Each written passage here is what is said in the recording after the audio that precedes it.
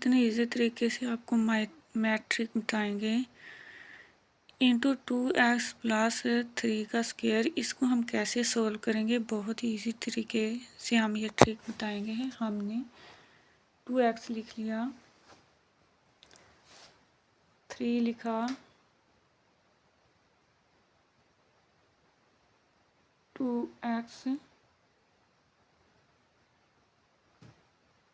लिखा और फिर 3 लिखा। 2 और x और 3 को आपस में मल्टीपल किया तो 6x आ गया। 3 और 3 को आपस में मल्टीपल किया तो 9 आ गया। 3 और 2x को आपस में मल्टीपल किया तो 6x आ गया। और फिर 2x और 2x को आपस में मल्टीपल किया तो 4x आ गया। अब 6 और 6 को आपस में प्लस किया तो 12x आ गया। तो हमारा आंसर आया 4x का स्क्वायर